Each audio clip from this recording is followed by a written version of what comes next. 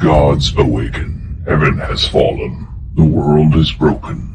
The throne is empty. More than 1,000 years ago, the former empires ruled in glory. Wonders beyond imagining littered the nations of that ancient age. Even the least of men and women living with the luxury of a bright republic oligarch. Hunger, sickness, ignorance, pain, all the blights to which mortal bodies are heir, were banished by the marvels of the former empires. The agent of this mercy was the might of theurgy, the terrible high magic uncovered by restless scholars of the old realms.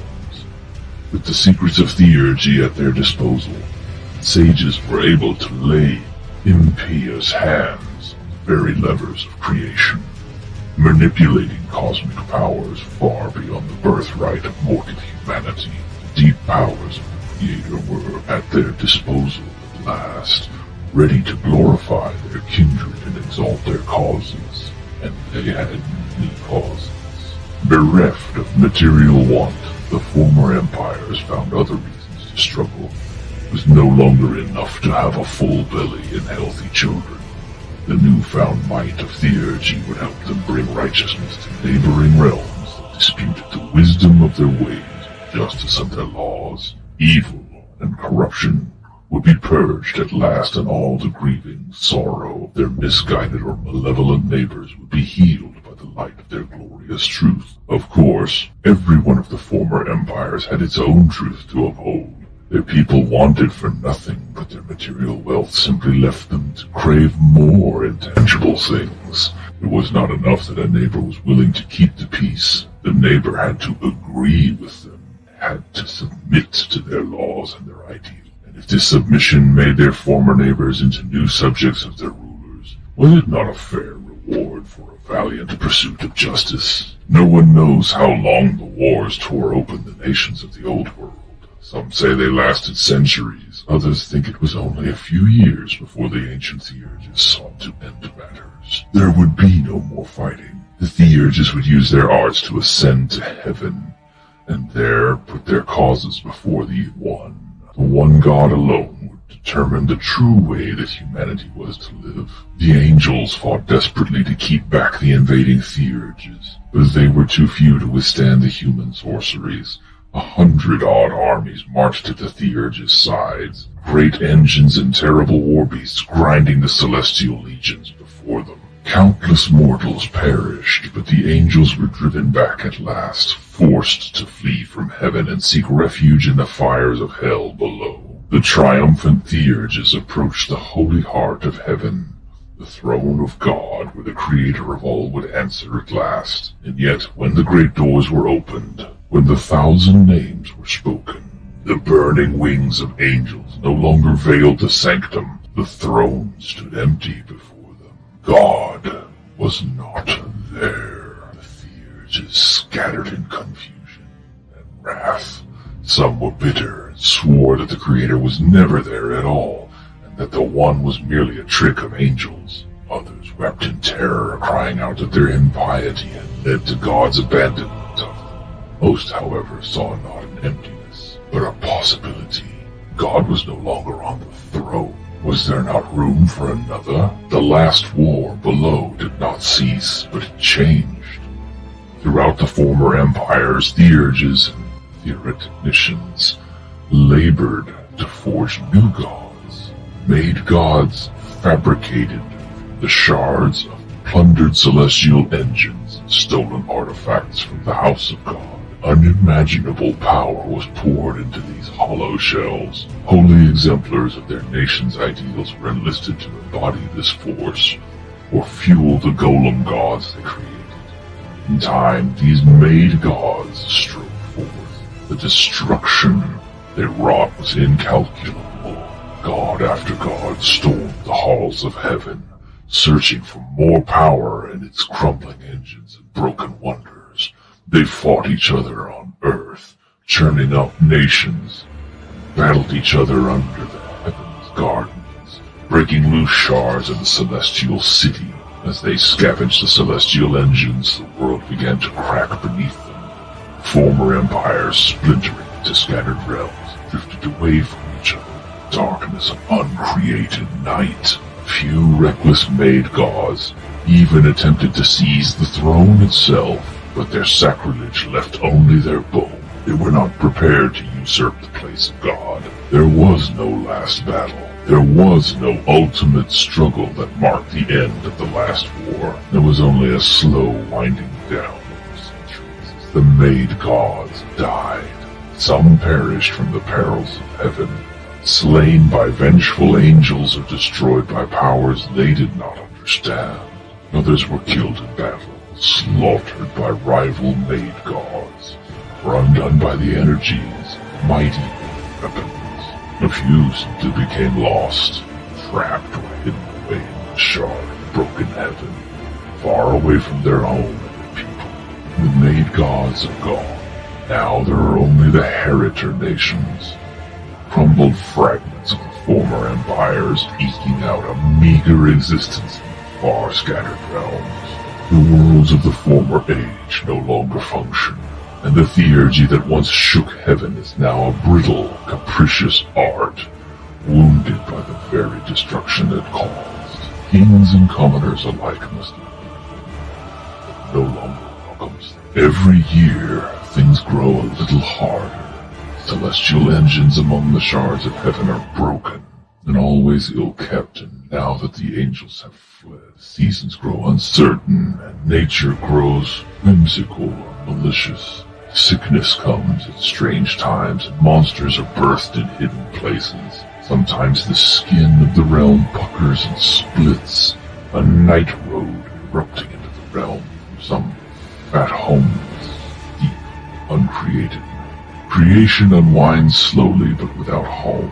There is a new thing in the realms. Ordinary men and women are being touched by ancient power. The lost words of creation are igniting within the flesh of common humans, viewing them in a stroke with the power that once required a maid god's shell to contain. It started only a few short years ago, but these Godbound are said to be the blessed by the descending fire of the fallen maid gods. Their holy workings and celestial bindings are falling free from their dead husks and descending to the earth to catch on mortal souls.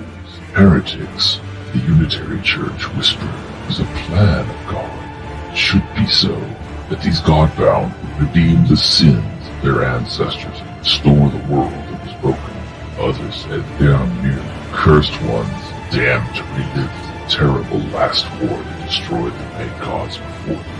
In the present hour, they are only men and women who have been given something new. You are Godbound. You have inherited the holy fire. Whatever your past life, however meager a soul may have been, the light of the words found you. Your world is slowly fading, and the beasts of the twilight hour are rising up from the dust. Your people cannot hope to stand against them. Will you be their savior, or will you be their epitaph?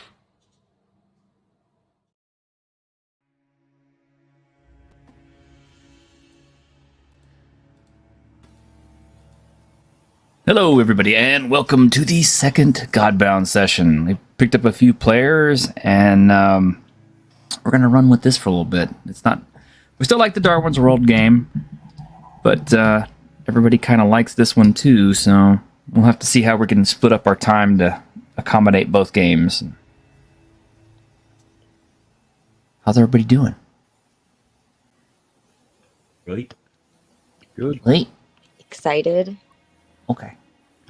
Jehoshaphat? Yes, my dear. Okay, just making sure. All right. When we last left our intrepid godlings, our demigods,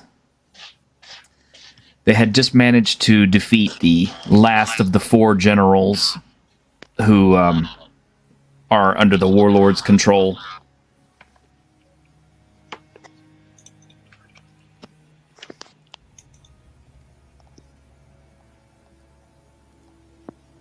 Yes. Yes, and you're getting ready to assault the warlord himself. Oh. Yeah, I believe the assassin that we had to battle was pretty gnarly, and we just managed through it. We could use some help. Yes. Well, one of your demigods has decided to stay with the villages that you've already liberated and help them start rebuilding. And see to day-to-day stuff and make sure that they're protected from marauders who will show up in the absence of the warlord's men. So that just leaves 2 of you. Against a lordling. Yes. Well, Laj, do you want to go searching the land for others? Maybe in all the liberation, there's others like us. The longer we wait, the more time he has to prepare. But yes.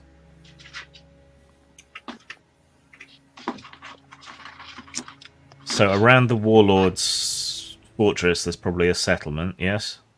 Oh, yes. Many, many settlements. Okay. So I guess we could tour the settlements, seeing if we can rally any peasants to our cause and ask after anyone else who manifests powers like we do. We actually did go over there to gather intelligence before. However, I would like to commit to the scene a word far off, from my knowledge. All right. And that's the knowledge word. Commit effort for the scene, know what's going on in a particular place, community that you've been learning as many as 3 sentences of what the GM thinks you'd find most important or relevant for your immediate interests. Okay. I just needed the where page other number. demigods are. Oh, my bad. All right. Well, as a matter of fact, your vision kind of shows you something interesting happening right now. So, Billy, Yes. your circus has been traveling the wastelands through a warlord's territory. For the most part, the villages are happy to see you guys, and you're happy to perform for them. Because entertaining people is always good. There is one member amongst your troop who is usually kind of make sure that you kind of stay out of trouble. His name is Jehoshaphat. He's generally a comedian who tells jokes and things.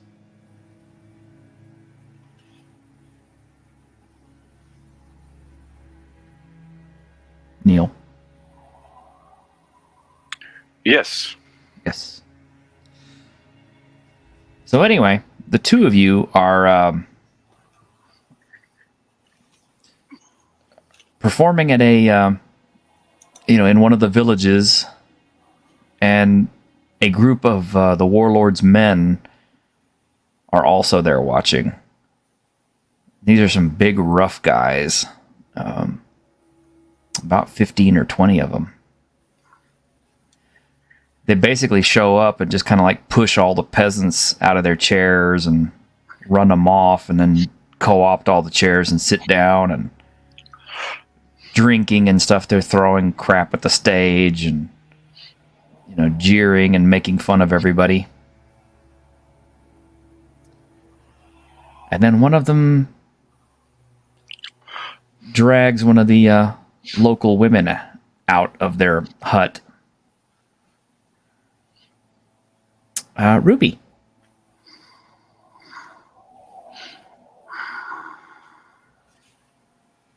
Cool. And then I unmute. Okay. That's me. Yeah. Yeah. You have lived and toiled in this village for a long time in the shadow of the warlord and his men. They're supposed to provide protection from outside forces, from monsters and other things, but mostly they just walk around town and they bully people. Oh, that's They'd not always, fun. yeah, they'd overlooked you because either they had other people to bully or other girls to have their way with. But tonight, they're not being very choosy. There's lots of drink going around. The circus is in town. And everybody was set to have a good time, but these guys are here to make sure that nobody's having a good time except them. And you just happened to get caught outside of your hut while you were carrying something. And one of them grabbed you. Oh, lovely. Okay. I feel like I'm pretty strong. I am strong. Okay. Is there a wall next to me by any chance? Stone wall? Yeah, the village has a stone wall to help protect it. Can I just push him through that then? Well, I mean, you're just an ordinary girl. What would you do? Well, You don't have any special superpowers or anything yet. yeah, damn it. Okay, well then I'm gonna use my elbow into his ribs, then grab his hair and slam his nose into my knee, and then possibly kick him in the balls, I guess, if that doesn't do it. Okay. So Ball you're doing shot's your best. generally a good bet. Yeah. Okay. Well, While this is going on, since I'm presumably doing acrobatics, could I accidentally fall on him? you're kind of far away to fall on him. But yeah, you and Jehoshaphat and the other performers see what's going on. The other performers look like they're too scared to do anything. And the warlord's men are just busy jeering and laughing and stuff at this little girl's just, fighting her fool head off against a fully armored, 200-pound trained warrior. You gotta try. Yes, you do. Yes, you do. Jehoshaphat is going to run into the middle of this group of armed men, and he is going to be the most enthusiastic for what is going on. Yeah, go on, get up, come on, get up. And this will become more and more graphically, violently sexualized language, encouraging this in a weirdly twisted way. These guys are almost like, don't make it weird, man. That is exactly my plan. Yeah, I was just gonna say that could be a tactic, like when you're like, I'm crazy. Look at this guy. He's encouraging us. He's taking all the fun out of it.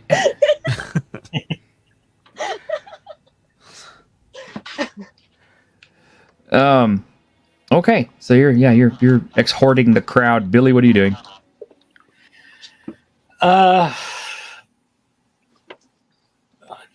gonna head over to where Ruby's being attacked, I guess. Attacked? Yes. We can't use that other word. Assaulted? Yeah, That works. That one's okay too. Yes. Well, I mean, she hasn't been Exactly. yet. Yeah. What happened to kicking him in the balls? We're getting there. Okay, so Billy's approaching. I'm going to be approaching in the most acrobatic manner as possible. As though it's part of the act.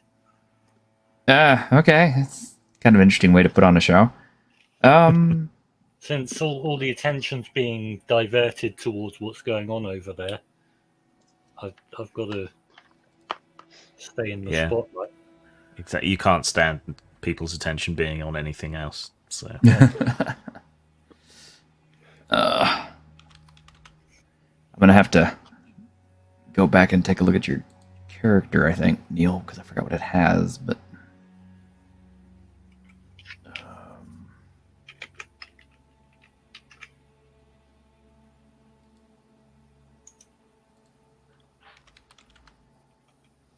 just to see how this is gonna work.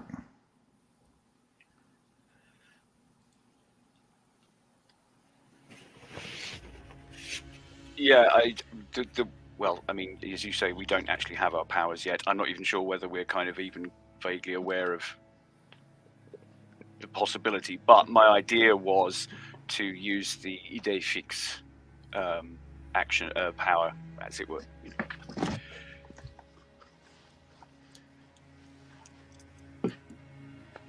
Some shadowy mortal equivalent. Yes, exactly. I mean, but at this point, it's just sort of COD psychology, to try and sort of hit them with the reality of what they're doing, but in a way that makes it seem as if I'm agreeing with them. Okay.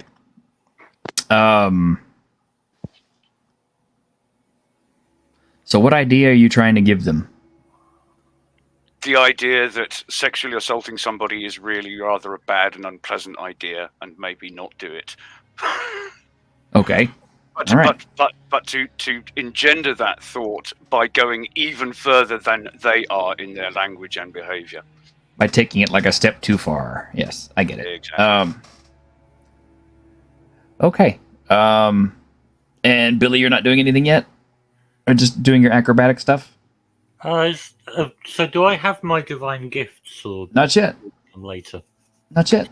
I can't just set something on fire to distract them. But would you if you could? Probably. I'm sure there are torches. I was just kind of thinking like his pants. Okay. So here's what happens. Oh, the kitten.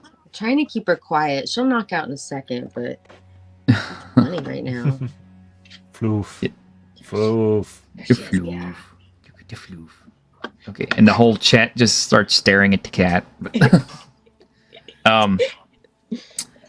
Ruby, you're busy pounding ineffectually on this guy's chest and stuff, and trying to get him to stop what he's doing, and all of a sudden, you hit him in his chest, and his chest literally caves in under your fist. I mean, there's like bone squelches and a chunk of his spine flies out. Cool, like Mortal Kombat. Yeah, basically. And about the same time, he just kind of looks startled, and then he is suddenly set on fire as a torch nearby suddenly flares up and spits fire all over his pants. You quickly throw him off, and he crashes into the side of a hut, more like through the side of a hut, and the hut is burning. All these men look absolutely disgusted with him. Suddenly, and they all kind of look like they're kind of all looking at each other, like what kind of scumbag are you? A bit of mass hysteria is happening here. I'm gonna look down at my hands, just like amazed. Yeah, your hands are kind of covered in gore. Please tell me that Jehoshaphat's encouragement included the words, "Finish him." Only Jehoshaphat can tell you that, but His reaction is to this gore-flecked scene is immediately to start laughing. Oh, look, come on, she's made room for one more, next!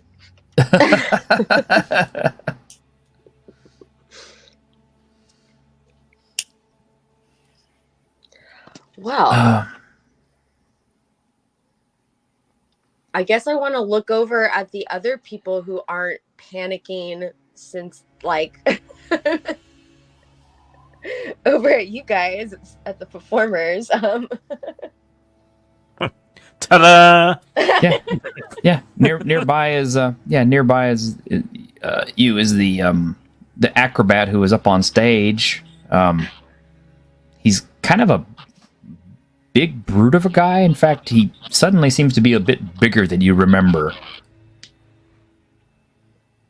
Like, I mean, to the point where it's like, Billy, you're actually kind of ripping out of your circus costume as you get like sudden rapid chest expansion program levels of muscle and sinew.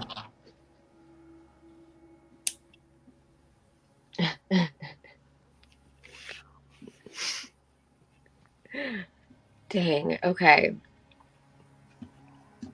What are the guys doing that are like they're just disgusted now with everything? Like, Yeah, they kind of look around and they're horrified. They're not sure what's going on.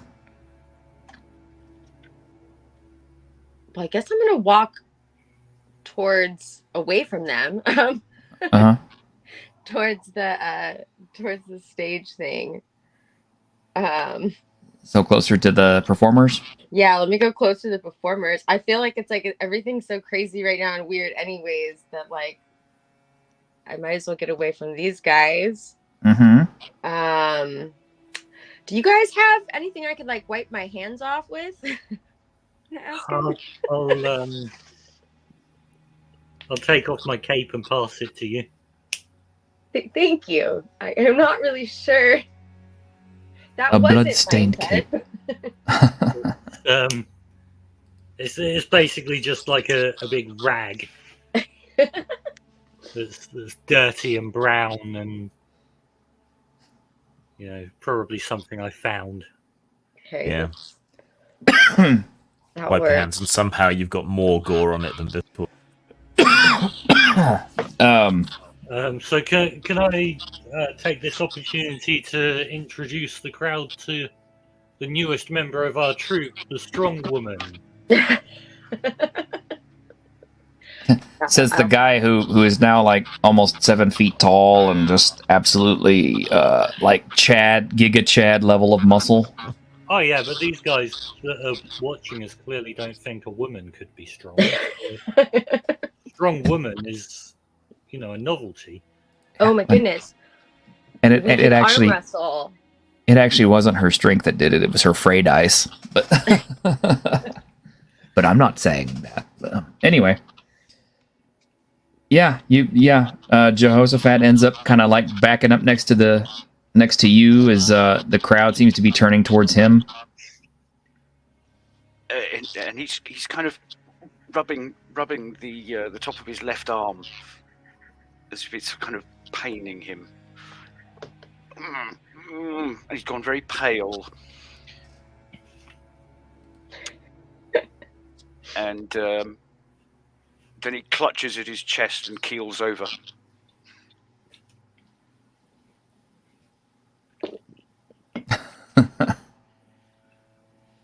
Wait. All right.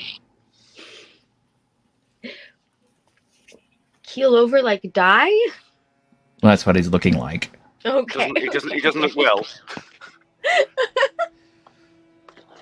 Yep, he falls over. You see guys approaching y'all very closely. What are y'all doing?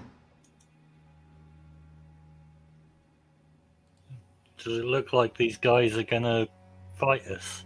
Well, they're pulling out weaponry. No, okay. They seem intent on committing violence of one sort or another. Well,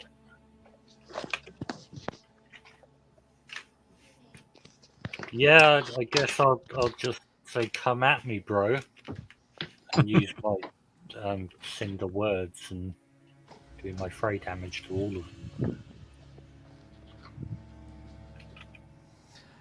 All right, please roll your fray dice. D8. 6 points of damage. Okay, the 6 gets converted to 2, and 2 of these soldiers will kind of fall over as if they've just been crushed. Everybody looks shocked. Ruby? Well, I mean, I guess I'm gonna try. Yeah, I guess I'll just punch one of them. I mean, right now I don't have a weapon. I just have the rag. Like, Give him a towel flick. The strangest thing happens. you were standing at least 15 feet away from this guy, and suddenly you're up in his face, and you've hit him about 6 or 7 times, to the point where his face is literally deformed under your fist. I mean, he just kind of stands there for a moment with a, just kind of like, eyeballs and everything popping out all over the place, and just kind of stunned before he falls over dead. At about the same time, it's the weirdest thing possible. But every single dog, cat, mouse, rat, animal in the village just started talking to you all at once. And they're all kind of saying, like, save her, save her, save her. So there's a giant crowd of animals that is now attacking this group of people. Oh my gosh. I mean, it's complete. God, you're a Disney princess. Yeah, well, kind of, yes. Can I also punch the shit out of one of them? You punch one guy. For 12 damage. No, you don't do 12 damage to one guy. You do 12 damage. That converts to 4. You hit one guy, his head pops off, and as it does, it embeds itself in the chest of the guy behind him, whose ribs explode outward and kill the 2 guys on either side of him. As you kill 4 people with one punch. Holy shit. Impressive. Yes, very impressive. Yes, Godbound are capable of what's called splash damage. So it's like if you hit somebody, all excess damage goes through them and into all of the neighboring characters.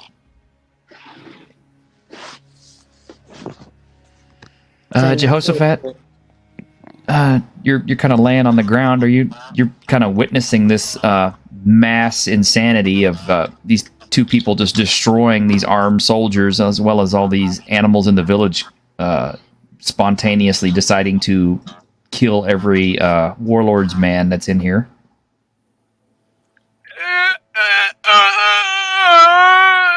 As I have a massive and fatal coronary. What?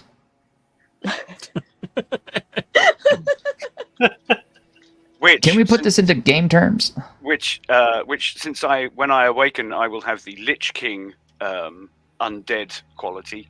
I figure I probably should die first. Yeah. It's like, you literally die, and then suddenly you rise again. It's just kind of like you feel different. Somehow I feel dying on stage wasn't what they had in mind. Yeah. So Or are you corpsing? In Tommy Cooper. Yeah. Ruby and Billy, what you see is the old crazy jester guy who was part of the troupe has had a fatal heart attack, keeled over, and you were sure that he was dead a second ago. But suddenly he's getting up. His eyes have like an unnatural blue fire in them. And he seems to have kind of like an unnatural coldness surrounding him. Does he smell different? Well, I mean, sort of, but I mean, not.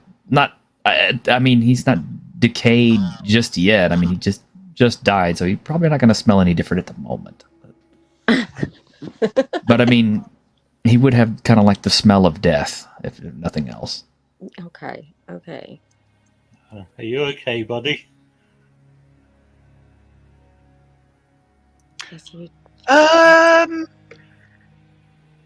Yes, I think so.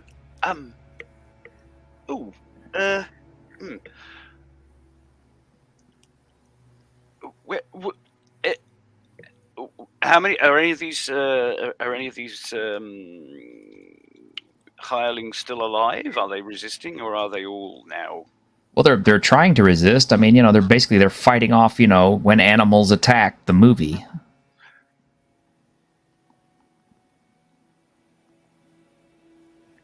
Okay, so there's basically sort of they're being surrounded by badgers and polecats and Yeah, it's like every animal within earshot of Ruby is like, you know,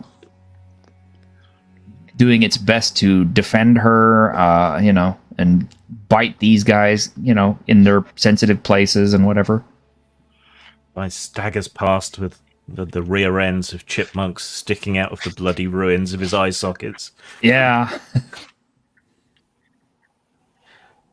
Chitter, chitter.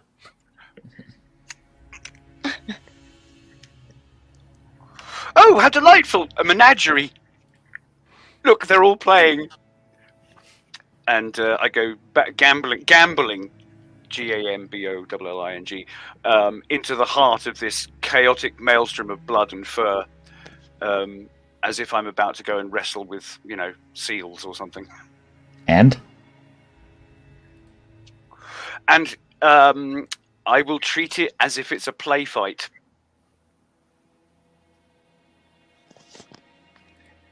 okay. So I mean, you. But what are you really doing? I'm throwing myself into the heart of this melee and just sort of laughing, trying to tickle the men, and eliciting a response. Oh, come on, that's not fair. You've got to play nice. Okay. Well, so this is what starts happening. You're unconsciously using your fray. So you're reaching out and tickling people, and it's like, you know, hunks of skin are ripping loose in your fingertips, and, you know, they're screaming in agony, and it's just something about it is just kind of hysterically funny with your madness. Oh yes, this is exactly the reaction he was going for. The hilarity and general bonhomie all round. Yeah, it's you know, please roll your fray dice damage. It's a D8. Yes, an unmodified D8. 3 on the dice, whatever that converts to. Okay, that's 1. So yeah, it's like you reach over to tickle somebody. It's like your fingers actually, like, you know, penetrate their I forget what you call the process that's along the ribs, but you know, that's usually where you would tickle somebody.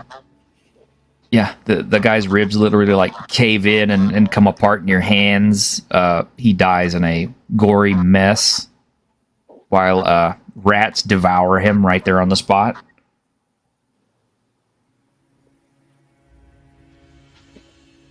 No funny bones about that, I guess. Nope.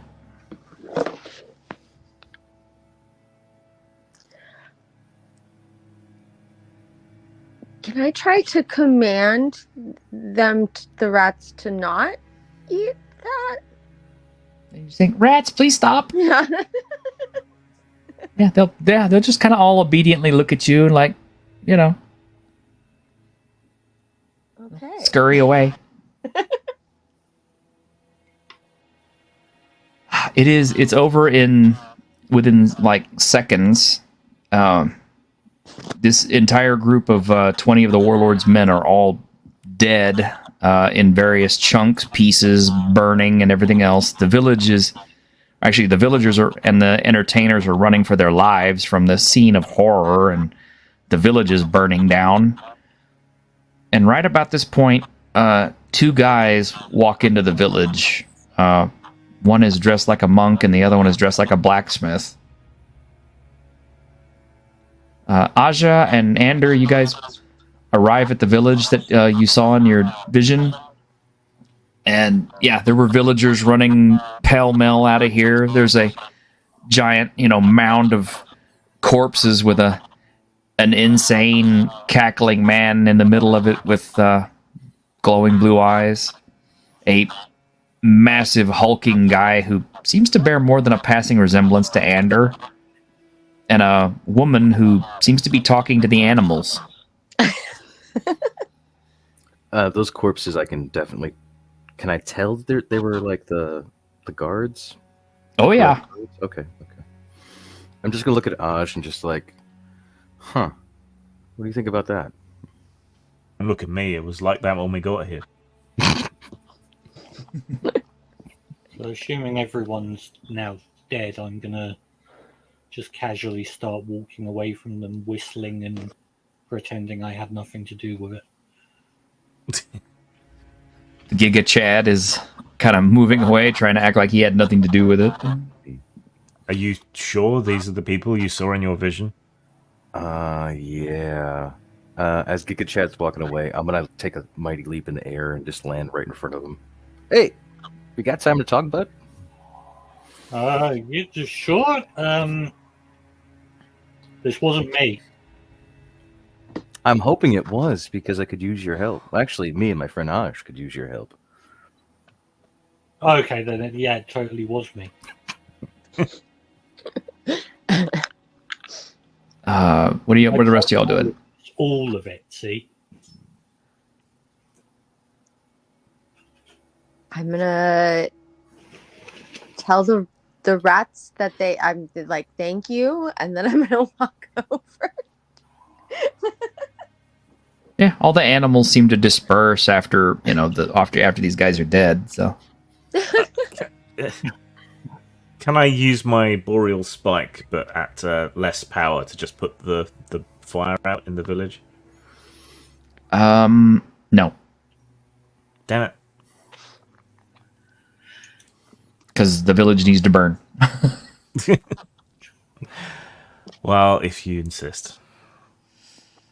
Well, Ruby would stay in the village if the village didn't burn down. So. That's how these things work, don't you know? I did not know that. No. Yeah. Because Ruby's supposed to look back and say, "It's like, well, there's nothing left to go back to now. Might as well join you on your crazy quest to go and save the world." Oh, That's how that bit wasn't me. The woman Just climbed through people's chests. I didn't in her house. Are you like us? Have you been touched by God power, or be you monsters? He says, side-eyeing Jehoshaphat. Actually, now that you guys think about it, the three of you do feel the words of power in your minds. You're aware of what you can do, what your powers and abilities are. It's like you have knowledge of what you have become, and that you are actually God-bound. Demigods born onto the planet to retake the throne of heaven at some point, and to displace the usurpers who came and got rid of the other gods. Dang. But what he asked was, were we touched? Well, let's find out. Um, Show me how strong you are, and Anders is gonna hold out his hands just to do like a little wrestling match or whatever. Come on, give me all you got. And he's just gonna smile right at Billy. are you sure you see all this carnage here, right? I don't want to We're have... made of sterner stuff. Don't be a coward. Come on. I mean, Come on, buddy. Sure,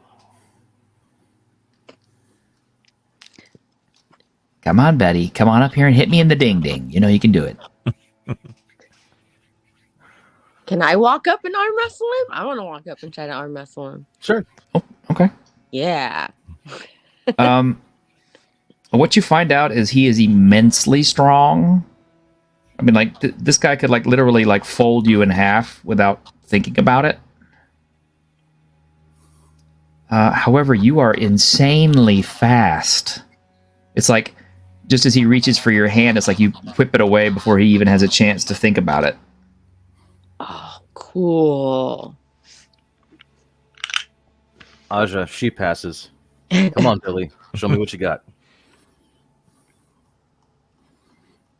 okay. I'll try and kick him in the nuts. I was thinking more of a wrestling match, but okay, if we're gonna do that, I'm gonna attempt to grab his leg then and just pick him up. And be like, not yet. No, I'm stupid. Well, rather than roll out a fight between the players, which might actually end up with somebody getting dead or badly injured. It's like, yeah, the two of you will fight and wrestle, and after a couple of minutes, it's kind of like, yeah, it's like, wow, you guys are both really, really, really strong. I have the I'm stronger than you, page 46.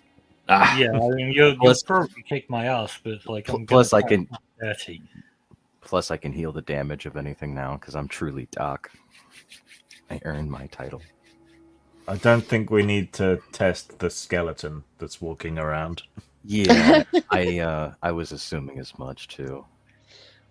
Well, Jehoshaphat is actually sat down in the middle of the corpses, and he's trying to reassemble them, and ever so delicately brushing their hair, giving the occasional severed head a kiss on the lips, and whispering something into its ear before plonking it on obviously the wrong body. Ugh, Anders shudders, and that's all you, Aj. That's all you, man. Bone friend, would you like to come with us, others of your kind? There's no one else like me. Look what I did.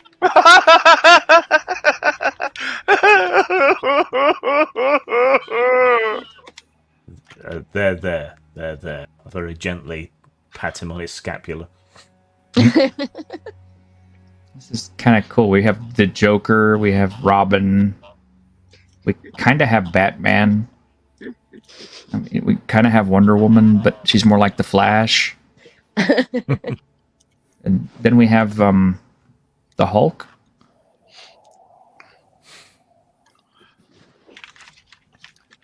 Solomon Grundy. How many more of us are there? Oh, there's one other, but have you heard of the towns and villages that have been getting liberated lately? Mm-mm. News hasn't gotten here about that yet. Oh. No. Liberated like this, yeah. Only better. Much better, yeah. Yeah, Less without death. quite so much fire. But more death on the warlords, guys. All the local minor lords, we've removed them. We're squaring up to the warlord himself, but he seems to have access to magic's supernatural allies, a proper army. We could use your help in defeating him, and given you've just murdered some of his men, as we did, it would seem right that you came with us to finish the job.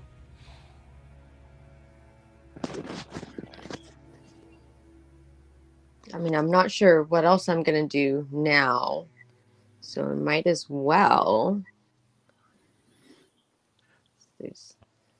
Well, I am going to get a drink before the mead hut catches fire. And I need another drink. Be right back.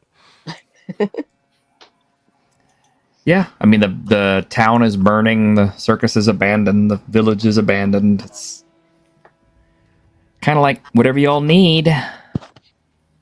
There's quite a pile of corpses that are wearing perfectly serviceable, if not gore-encrusted armor and weaponry. And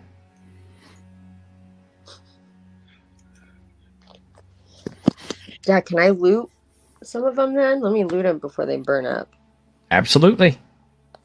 Is there any benefit to not wearing armor in this system? No. Like, it doesn't impede your dexterity or anything like that to wear it? Not for Godbound, no. Might as well loot them then.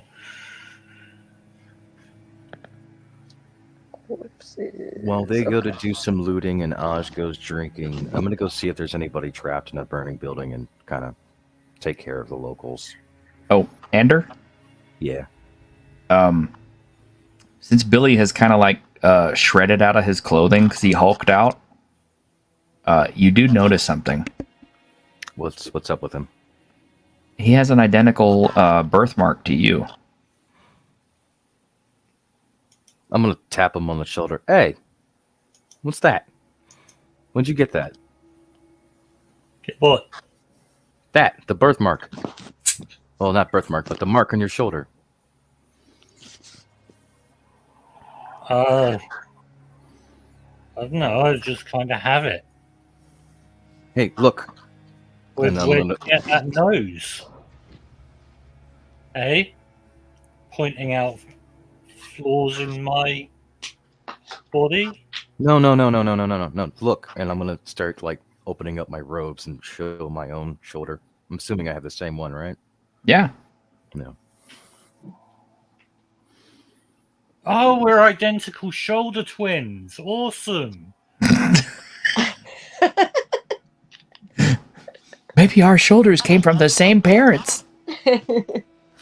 I'm gonna study his features. Does he look similar to me? Oh, yeah. Oh gosh. Billy, did you happen to be an orphan? How do you know that? Because I'm an orphan. We're identical backstory twins.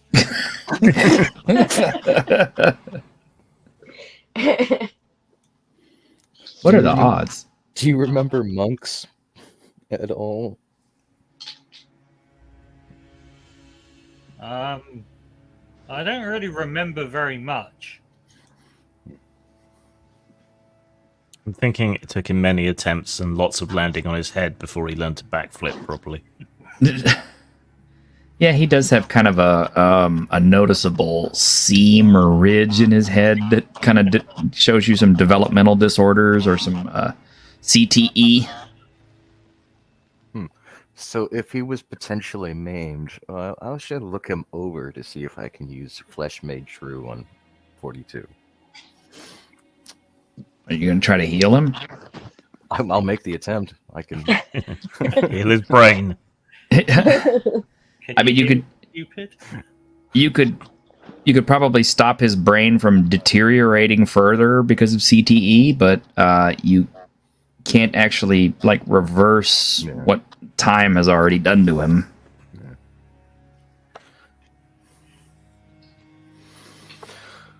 I'm pretty sure you're my brother. Yeah, bro. Okay. Do you want to? Yeah, dude, just do your best, bud. I'm gonna go and try to save some people. No, there's nobody that needs saving. I mean, all the people who needed saving are have fled already. So Help! The inn is catching fire. Haja's probably rescuing all of the liquor. That sounds like a great idea. Ash. I'm gonna... Damn it. This poor virgin keg, never been tapped.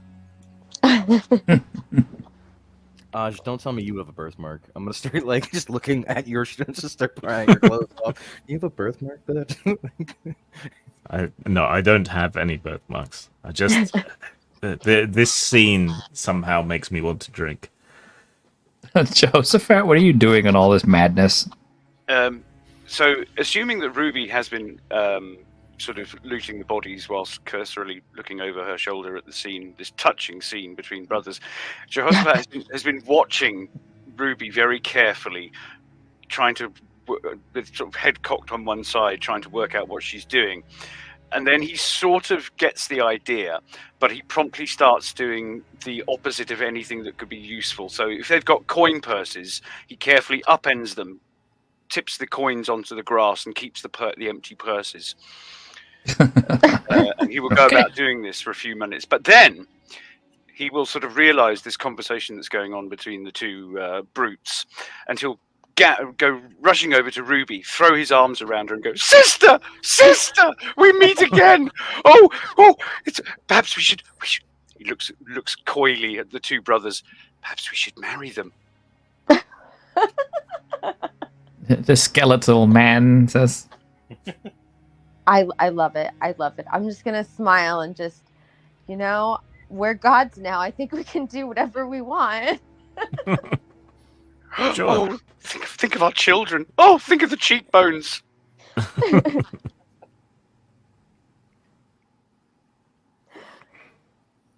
Oh, goodness. Am I looting everything really fast? Yes. Do I mean, it's that. like it literally just takes you seconds to loot and pile up everything. Oh, that's fun. Okay. Okay. Can I put, oh my gosh, can I put armor on the skeleton then? Oh I my mean, if you gosh. want. Is that, do you want some of this armor? I feel like I can dress everybody like super fast. Oh yes, yes, yes, yes. Let's play dress up. Let's play dress up. Let me do you. Oh my gosh, yes. And he will strip himself entirely naked and thrust his kind of motley, literally motley, at Ruby whilst throwing on a sort of completely uselessly, just like a chainmail shirt or something, but not bothering with any belt or anything that would make it remotely useful. Just throws it over his head and lets it dangle. Dang, chainmail on bones would sound so cool though. Just so we know, by the way, what we're all looking at, Jehoshaphat, you might want to describe yourself, and then Ruby, and then Billy, and then Aja and Doc. Yeah, Jehoshaphat isn't skeletal. He's thin, with lots of small, white, even teeth, but with alarmingly large gums, and the teeth are relatively small in comparison. So it looks like he's got a sort of a strange mouthful of Tic Tacs. He's and he's very. He's always looked hollow-cheeked, but now he's looking very, very pale indeed. With blue glowing eyes and your crazy beard and stuff. Mm-hmm. He kind of looks like a undead Alan Moore. That's fun. We can put like little lights in your beard and you can light up and match things. I want to do all the dress up still. Ruby, what do you look like, by the way? So we'll say I'm really tall. Well, say I'm like 5'6", because that's really tall in my world. There you go. Let's say, gosh, I don't know, big boobs, huge boobs, like massive tits. And then like crazy unbrushed, like wild brown hair, and just that was like tied back, but all the chaos it came down. And then we'll just say I have green eyes, emerald green eyes. Oh my gosh, yes. So my name's Ruby. That's fun. That's cool. And she's really fast. Yeah. Billy? So I'm muscly as fuck now, apparently. Yep. But really healthy looking. Like, yeah, ridiculously buff. Oh, hang on. If I may, here you go.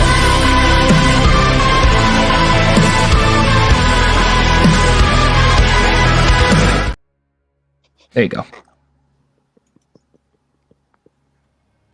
Yeah. So, dressed in what kind of looks like post-apocalyptic Robin from Batman clothes, I guess. Shredded, and with a cape that's literally just some dirty brown rag that I've thrown over my shoulders. Well, it's not a black mask. I've just found some grease and painted a mask over my face to try and give the impression of wearing a mask, because I couldn't find one. For stage clothes for my acrobat display.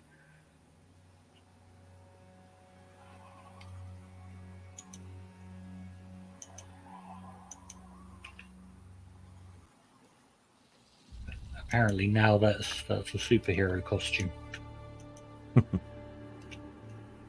Convenient. Was it me next? Yes. A big, brawny guy, maybe 50 years old, so a bit craggy, bit of salt and pepper in the beard and hair, a lot of which is braided with silver beads in it. He's wearing a smith's apron and tool belt, and occasionally his eyes seem to crackle with electricity. He's Thor.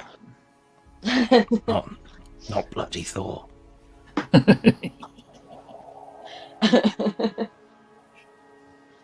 And Doc. I look like Billy, except clean shaven, covered in long flowing robes that I have to like close by laying over with a belted sash. I usually walk around carrying a spear. And I do have like knives and stuff like that tucked in there, but most time people don't see them. There is a little bit of leather, hard-boiled leather, kind of like a torso that kind of peeks between the cuffs of the robes. You can tell the robes were made for a much smaller person. Originally they did fit until I got big, very big.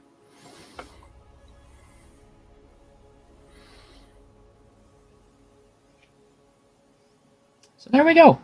There's our pantheon. That's exciting. Right. I would try and gather everyone together with the promise of drink and whatever food I managed to snaffle. Oh yeah, yeah. You're doing totally the whole Dragonborn thing by grabbing entire wheels of cheese and stuff. Nom nom nom nom nom. And then the Dragonborn stopped in the middle of the fight and ate 3 wheels of cheese.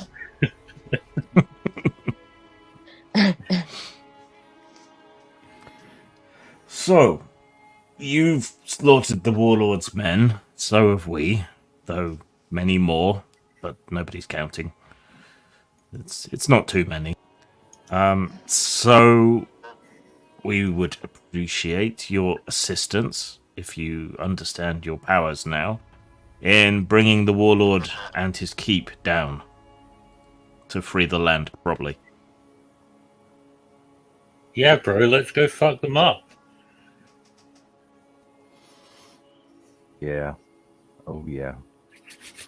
What about you, Bone Man? 1 fish, 2 fish, red fish, blue fish. Yes, certainly. Well, I hope he confuses and terrorizes the enemy as much as he does me. Anders will pull out a map and then lay it out. Okay, so we're here and we need to go here, yeah? If I'm reading this correctly? Yes.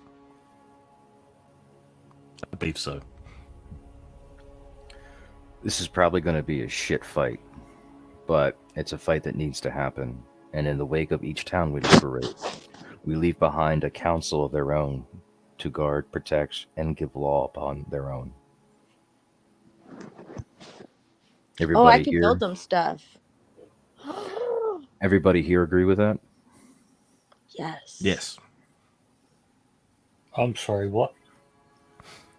When we liberate each town, we set up a council of their own to guard and protect and, enforce laws of their own. No more warlords.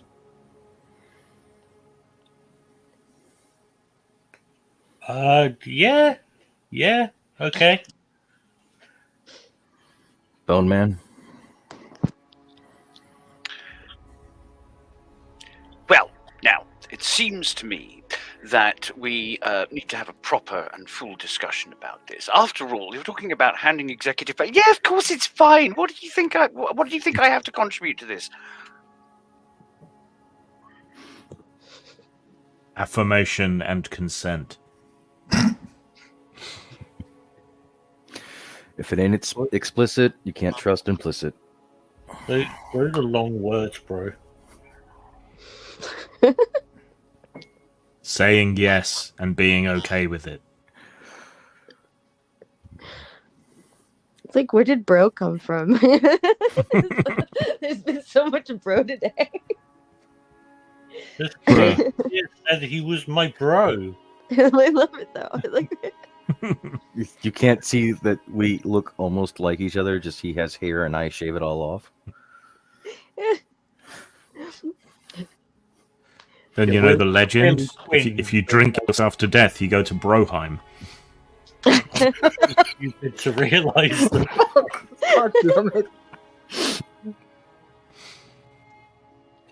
Oh, that's fantastic. All right, so what do you guys need to gather before we make the journey towards the warlord?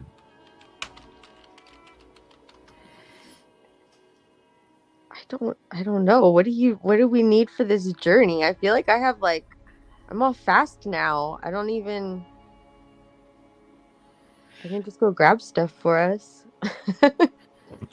We can take food, whatever else we need from the remnants Oh, of the okay. village. Yeah, we still gotta eat. All right.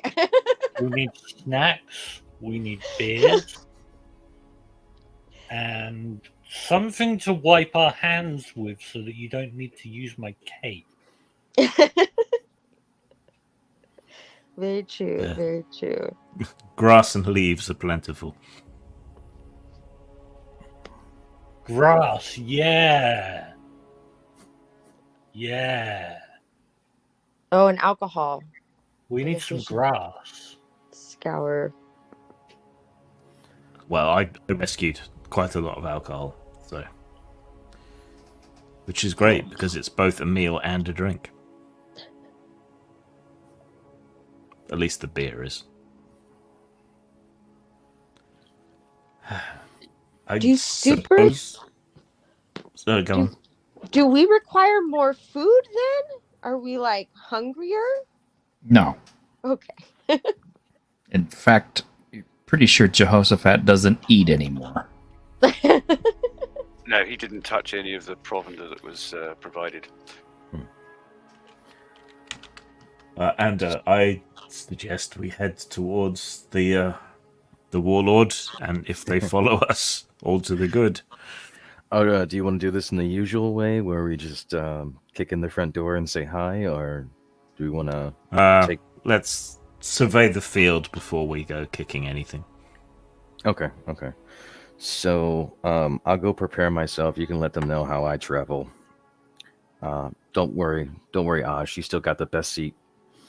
And Anders will start like doing flexes and stretching and stuff like that. Can Getting them you legs carry ready. all of us? Yeah, I'm pretty sure I can do that. At least I'll try. I'll get a roof beam. You can hold that across your shoulders. We'll hang on to that.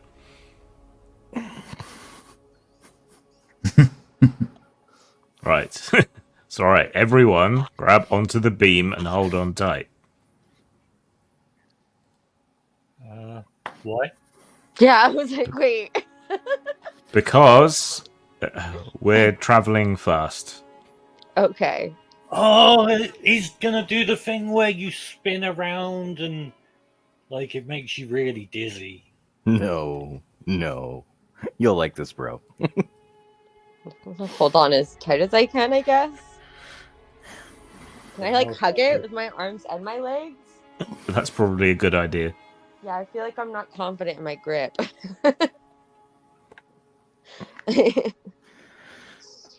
Everyone ready? Yep. Yes. And 1, 2. I'm just gonna do the giant leap. And take everybody with you? Yeah. Okay. I want to make sure that we land at least, let's say, about 2 miles outside. Try to give us some time to foomp, and then like try to get in there.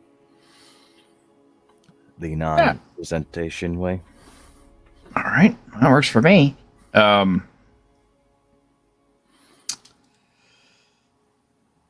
Yeah, you'll get a little further. You'll leap out of the village and land a bit further away. I mean, walking is still probably faster, but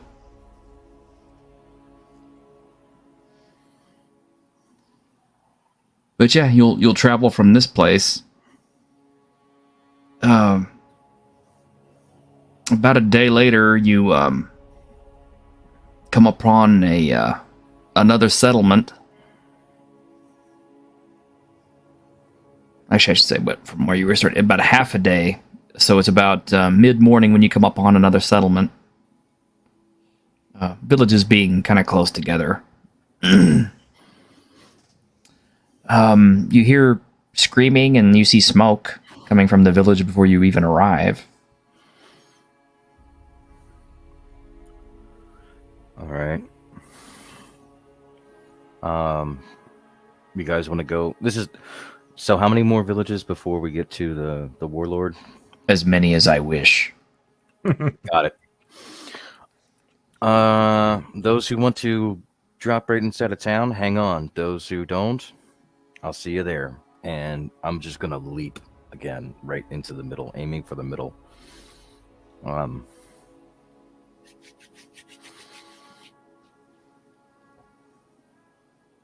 Okay, so you're landing in the middle of the village?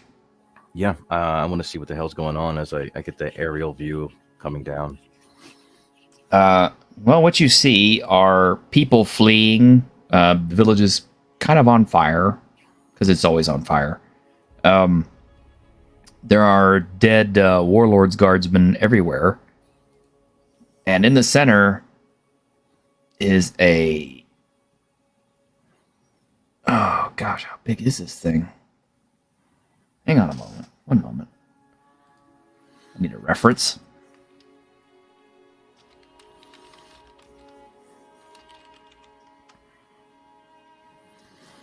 You see a 13-foot tall, approximately 5,200 pound creature.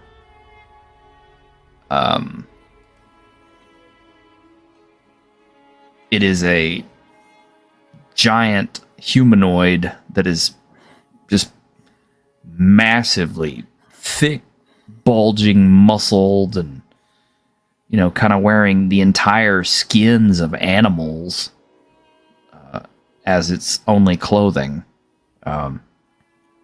It smells horrendous. And the weirdest thing about it is it appears to have two heads with pig-like faces. And it's carrying two giant clubs, and it's just laying waste to anything that gets close to it, laughing about it.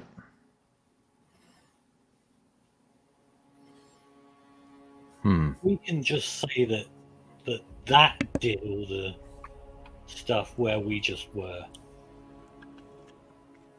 That won't cover us for everything we've done. Yeah. Yeah, we'll just say it was that. It'll be fine. It's the perfect crime. I'm assuming everybody came with me and they were still holding on to the pole. Yes. Yes. Okay.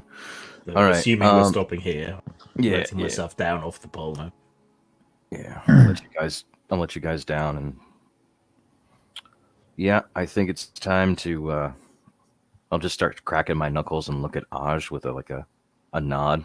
Yeah, go time. Gotta kill it. Do we have to kill it? It's killing the bad guys. Yes, and this thing's a bad guy.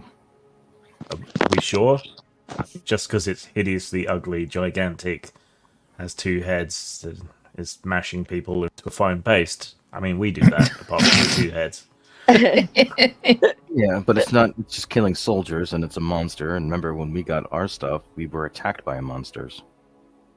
True. I try to engage it in conversation. Okay. Yeah, he's gonna walk up to it and talk. Yeah, just literally walk straight up to it like, hey. And it, one head looks like it's paying attention to you. The other one seems to be busy grabbing an entire cask of some sort of liquor and ripping the top off and guzzling it. I mean, spilling. It's not so bad. Oh, you like to party. Like, yeah, well, I can't speak for them. I like to party. Can I grab a cask of liquor from anywhere? Is there one around? What's that? Is there a cask of liquor around that I can grab? Yeah, I mean, it appears to have, it appears to be, assaulting a wine stall. Yeah, I'm going to join it. There's a giant club will crash down next to you. Go away. Ours. Oh man, you've got to share.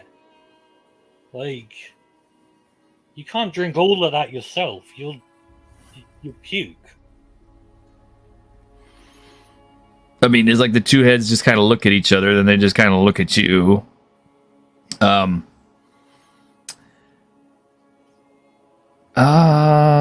What's your AC?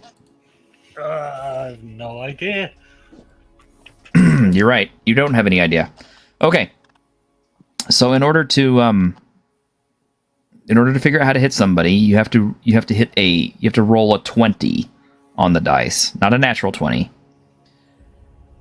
But this is basically what you do is you'll roll your dice and then you'll add the opponent's armor class to it along with any modifiers that you have.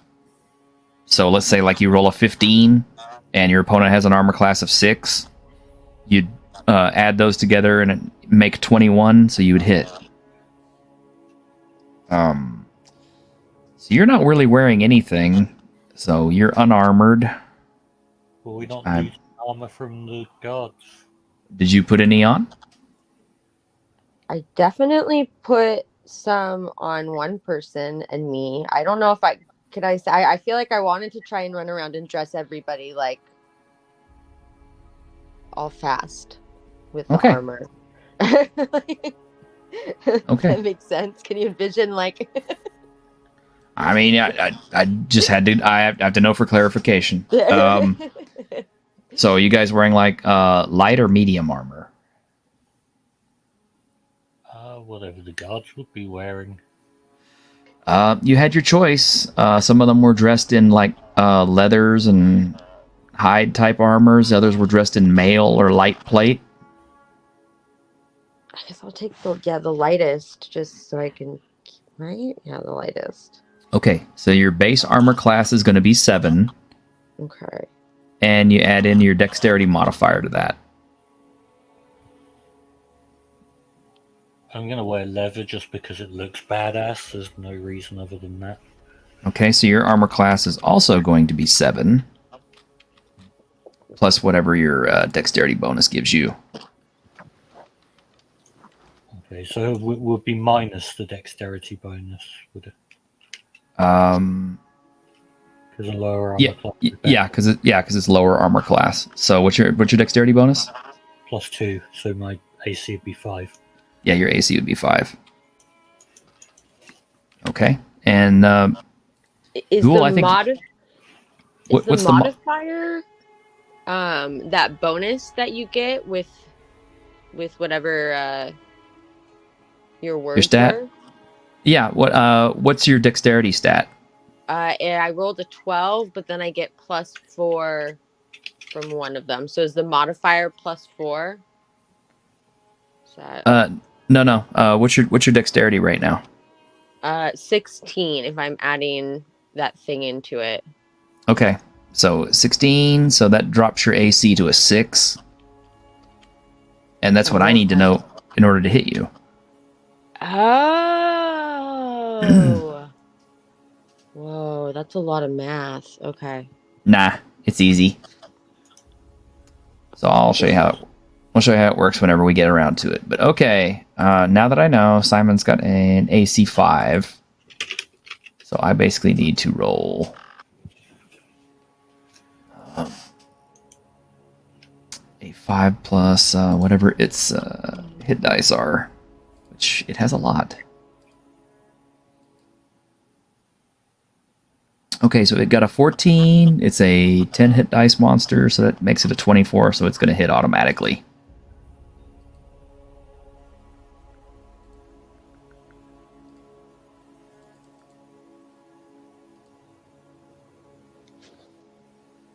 Yeah, this thing smacks you for 9 damage, which is matrixed to 2 points of damage.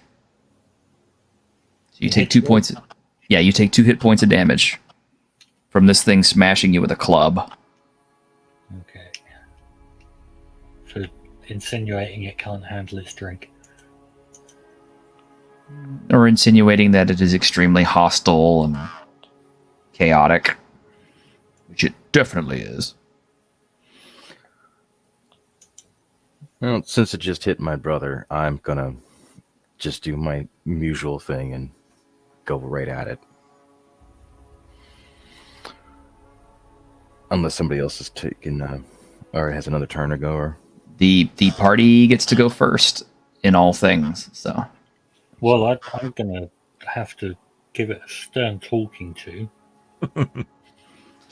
Now listen here, you naughty, naughty thing. You need to stop doing that immediately. Yeah, pretty much that. Just, that's no way to treat a bro. Okay, Can't so you're... reason with an RPG net moderator. Okay, so you're spending your action just sitting there trying to lecture it. Well, yeah, and also to, I'm going to try and take its club off of it, because that's not okay. Okay, it's that's still going to be a contest, so you need to go ahead and roll to hit. Okay, so do I know your AC, or is it just... You tell me what you rolled, and you add in all your pluses. So I rolled a 4, plus my strength modifier is +4. That's an 8. That'll be 8. Do I get any other modifiers? Not unless you're using any other powers that buff up your to hit bonus. No. So I don't think Fists of Black Iron or Surge of Strength do that. They just handle how much damage I do. right. So no, you reach for his club. It tugs it out of the way before you can really get a good grip on it. So you fail to do that. I'd still do my fray damage though, wouldn't I? Yeah, it's got more hit dice than you, so you can't fray it.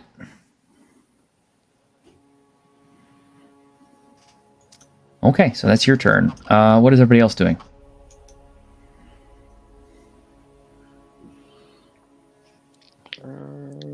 Well, it wouldn't quite be a game with me in it if I didn't interrupt things by asking an obscure rules question.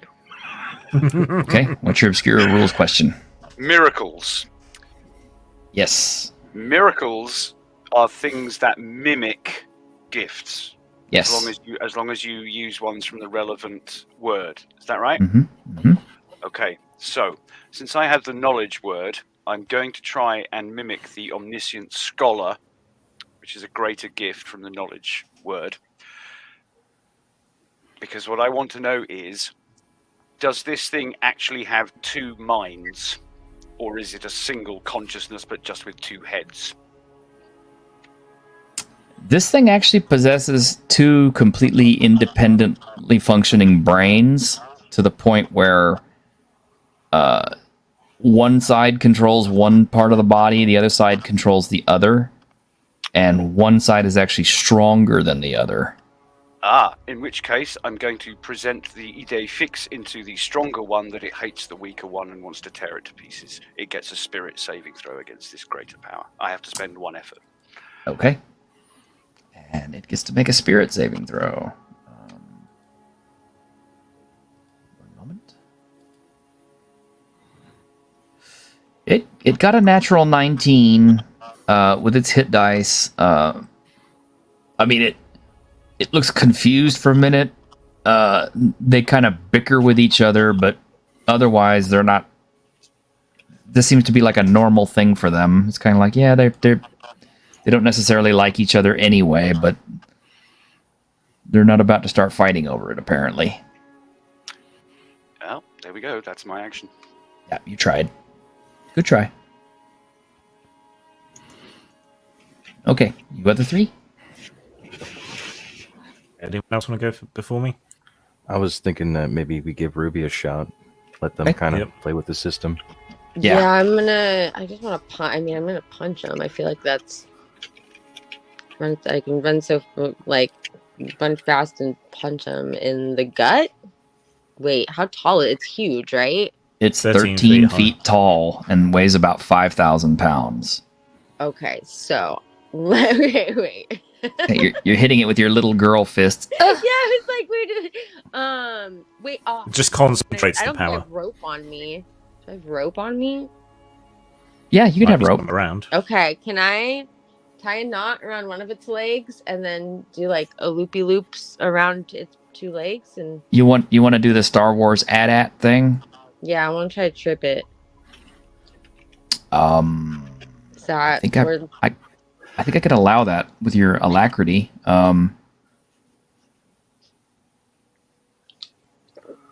If you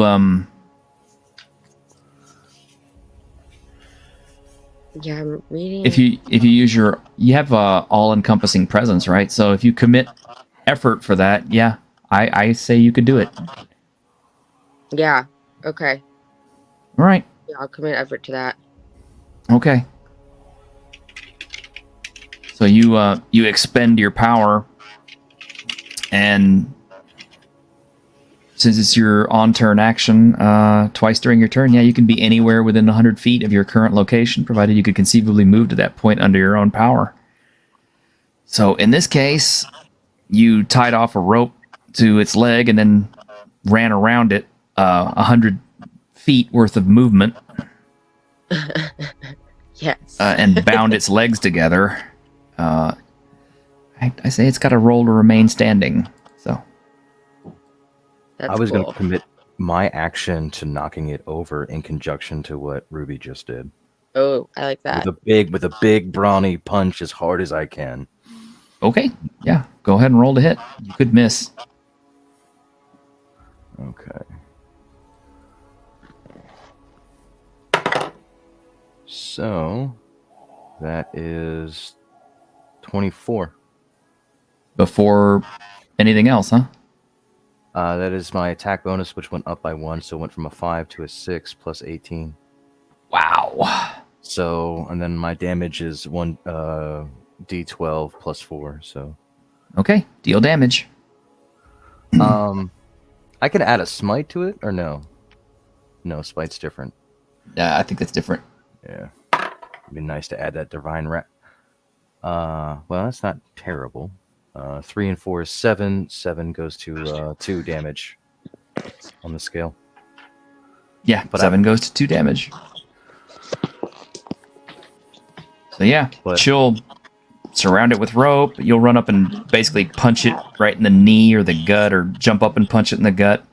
Yeah, fly into it and let my body crumple with it. So I don't care if I have to. I don't care about landing on my feet. I just want to make sure he gets knocked over. Oh yeah, he had already failed his roll, but with your help, it definitely knocked him down. Yeah, he hit the ground pretty hard. He's injured because you felt something give when you punched him. And now it's Aja's turn. Right. Did it fall over? It did. Okay. I will somehow get a little bit of height. Maybe there's a hut nearby I can scramble up. Just so I can draw a bead on it. And then screaming obscenities in the northern tongue, I hurl a bolt of lightning at its right head. Okay. I don't think you have to roll to hit, do you? Storm Sky sword power. wield electricity as a ranged weapon. Oh, okay. So it is an attack. Okay. Yeah. Go ahead. Well, I rolled a 19, so I'm pretty sure that's going to be a hit. Yeah. Yeah, plus 3, so 22. Oh yeah, definite hit. Deal damage. Where's my D10 gone? 7. 7. So it's another 2 points. Okay. This thing's taken 4 hit dice of damage, which is pretty I take it significant. it's too powerful to fray. Yes, it's way too powerful to fray.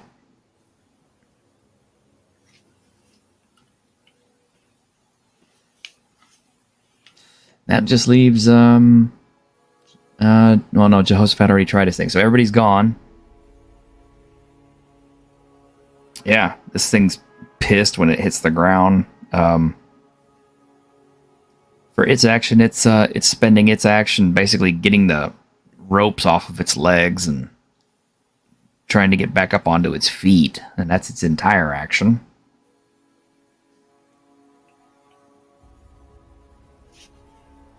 So you guys have another round to take against it. Could I grab some of the liquor? Yes.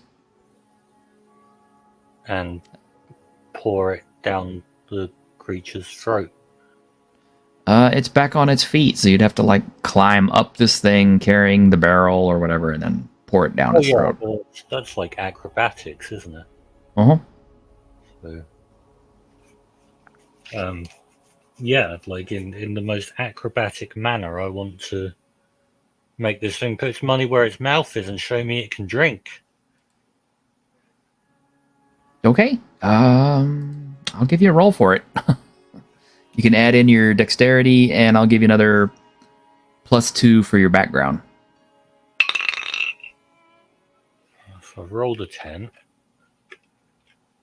Dex modifiers +2. And the other so it'll be 14 in total. Okay. So yeah, you'll expertly acrobatically climb up this thing with your cask of liquor, and then Was chanting chug, chug, chug, chug. yeah, pour it down one of its into its gullet. It's sitting there, going tap tap tap tap, kind of distracted with you. Next. I'll hurl another lightning bolt to strike its head that's chugging. So if it's liquor, maybe it'll catch fire. Oh boy. Well, it's wine, so it's not going to be terribly strong. I rolled a 19 again, so... Yes. And rolled another 7 for damage. So another 2 points. It's up to 6. It looks it's reeling from this. I mean, so far you guys are making a complete idiot out of it. Next. So I have a question. Yes. With Earthwalker, since I can move through soil and through rock, can I go into the soil and come back up and punch it in the foot and like the heel, or just, I don't know, wherever sensitive part of your foot would be? Or if you want, you could even grab it and carry it into the earth with you and then leave it behind. That's a thing. Oh my gosh. Yeah. I want to do that. At least Okay. get his legs in there. I'm just going to require you to roll to hit. I mean, it shouldn't be too hard, but What is that? The D8 then? it's a D12 or it's a D20. D20. Okay. Oh gosh, I got a 5. Yeah, you grab his leg and you were about to carry him into the earth when he swats at you and you had to move out of the way to avoid getting hit. Okay, that's really cool though. Mm-hmm. Left with just a handful of leg hair. Yeah. I mean, it looks like it hurt, but okay. So we have Ander and Jehoshaphat who haven't gone yet. Jehoshaphat wants to go first. So, excision of understanding. As an action, erase a visible target's knowledge of a language, an intellectual skill, topic, or event. So, my question is the extent to which knowing how to swing a club accurately is an intellectual exercise.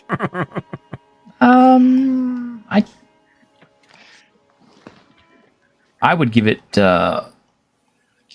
minuses, I think. Yeah, that seems fair, doesn't it? So yeah, it gets a spirit save to resist. Okay. Remove its in mind. proficiency. I was It thinking, doesn't yeah, it's a little bit too much to say it forgets how to balance on two legs, but This thing has pretty strong save because of its hit dice. So it got a 24 to resist. So it will. I mean, it'll sit there and stare at its clubs for a minute, kind of like it's trying to figure out why it almost forgot how to use them. yeah, I mean, I guess if you're wielding tree trunks, it doesn't really matter if you grab it at the wrong end, does it? Yeah. I mean, it's just like kind of sit there, study the club, like, ooh, what is this? And why do I have this? And oh yeah, this is to hit people with. I'd rather be hit with the leafy, though. That leaves it down to Ander. I would like to use Leap of the Moon while I'm on my back prone to fling myself in the air and then do the move I did before with the Dragoon jump, just riding the spear down to embed it into the creature. Ha! Been watching Final Fantasy, have you? Okay. Well, I did that the first time, and I was like, oh, Dragoon jump. Yeah, Dragoon jump. Yeah, Dragoon. Okay. Yeah, And roll the Doesn't hit. that mean doesn't that mean you don't get back for like 3 turns though? Well, if I come from space, I think so. But I'm pretty sure I've learned how to control this, this twitch muscle instead of killing people. All right, 16 and 6 is going to be a 22. Mm-hmm. And then it's a D10 plus 4 on the spear damage. Uh-huh. Where's my D10? There it is. Woohoo! All right, so 7 and 4 is 11. 11 breaks down into 4, I think. Okay. So you do your leap of the Dragoon. You come back down with the spear, and I'll leave it in him. no, you won't, because what happens is you hit him right between both of his heads, and somehow the force of your blow is so powerful that it literally splits the Etten in half. So you're literally like standing there with an Etten that's in 2 complete pieces, spraying gore and blood and everything else all over the place. God damn it, not again. I thought I had a control on this. I didn't realize we were going gentle on it. It's a bit much, don't you think? Oh, it's guts. Oh, I gotta get out. I need to get clean. This thing's literally just been split in half while I'm pouring wine down its throat. Yeah, you're no longer standing on it, by the way. Are there any survivors in the village or amongst the guards? Not amongst the guards, but the villagers will all kind of come out of wherever they were sheltering from this thing. They're all like, cheering you guys, patting you on the back, and talking about great heroes. Could I chug a cask of this wine? Absolutely. Awesome. The village is so pleased to still be alive that they're willing to give you whatever you want. Oh, actually, I'm going to ask the villagers to bring me their sick, their infirm, their maimed, and those who have taken damage because of the horrible creature. Oh, yeah. Plenty of those. Doc, come to Papa Doc. I'm over here. Come on. And then I'm going to be burning every action that I need to. Flesh made true, merciful gaze. All right. What are the rest of y'all doing in the aftermath of this? I will use my unending abundance power upon their farmlands, as is traditional. And if they really want to help us, a feast and a bath to get these Etin guts off us would probably be a good choice. Yeah, they'll absolutely get on that right away. As well, so the feast would. I expect I'd probably also be helping with the feast. All right. Well, Can Can I build him something? Can I build him whatever was like broken with my builder of mountain peaks? What, 20 foot by 20 foot by 20 foot size? Does that work? Yeah, you could like build earth, and you could like rebuild the wall that this thing caved in Yeah, pretty easily. that. And maybe strengthen up some of these huts that look like they were in danger. Fun. Look Look, at you we're all nice being so guys. selfless. And then there's Jehoshaphat. So Jehoshaphat, he is going to busy himself amongst the villagers, arranging his own funeral. He has a coffin built for him, which is placed on a couple of a couple of sawhorses in some sort of grove or whatever, some suitable space.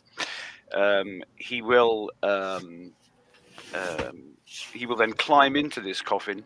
He will sit in it, and he will weep uncontrollably, hugging the queue of villagers who are sort of lining up to mourn his passing. They all think This is all totally normal to them. This makes perfect sense to them. Good. Using one of your powers? Yep. Okay. Yeah, they will comply with this very odd request, but they'll do it. They'll carry it out.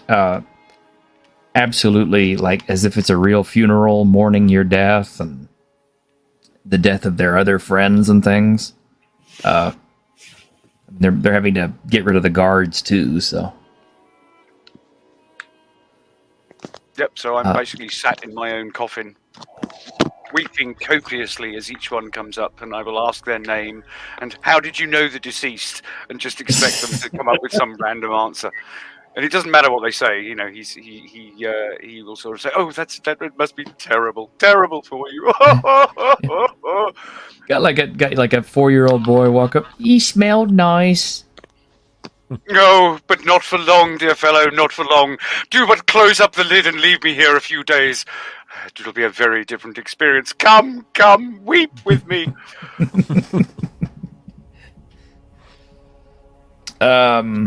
Between all the feasting, bathing, and funeralizing, it's gonna take a couple of days to get through all of that. You're gonna spend a couple of days here doing that? Funeral's gonna need a wake, right? Yeah, of course. Party! Yeah, we can spend a couple of days recharging, getting used to our powers, helping them with their crops, which have all suddenly grown really quickly. Mm-hmm. Yeah, there's. I'm assuming Billy healed up. Yeah, that's not hard. Can I just check? I think I remember the mechanics of this correctly, but since both the effort I spent were for scene duration effects, I get them back at the end of the scene rather than the next day. Is that right? Right. Okay, cool. All right. And then, is there 3 days of people here to heal, or no? Or is it just like 1 day or day and a half? Yeah, we call it 3 days. I mean, it's a small village, but it's big enough that they had a wall, they had guards, and they had an Etten come through and try to take all their stuff. We can let them know about the other 3 villages as well. Yeah, I was going to ask them to send a messenger back to our capital. Which they will. And hopefully we can get a report before we move on to the next place. An interesting thing happens after Jehoshaphat's wake. The villagers set up a tombstone with an altar piece and everything. Jehoshaphat, people who come there to pray for you or offer you anything, you hear their thoughts and things. They pray to you.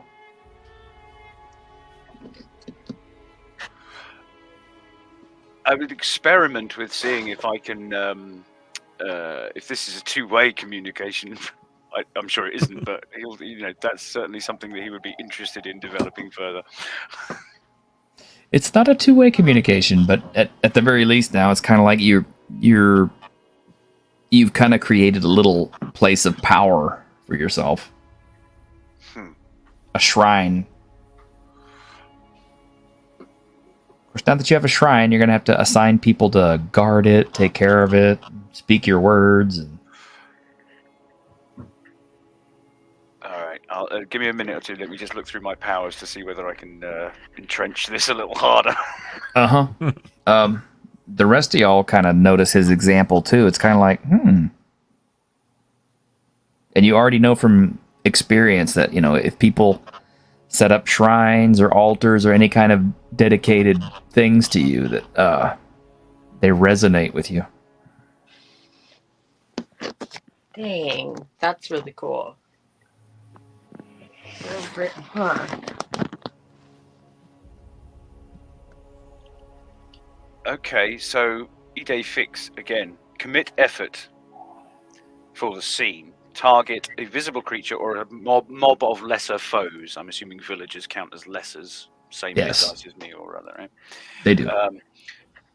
They immediately come to believe one statement of my choice, and my choice is that this shrine to me is the notion of a shrine. It's healing. It's good for crops. Everything that they have seen miraculous. This is because of my shrine.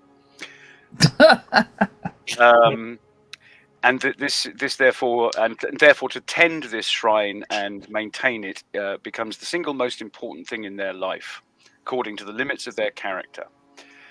The only thing that will undo this is if they become susceptible to mundane persuasion of its error.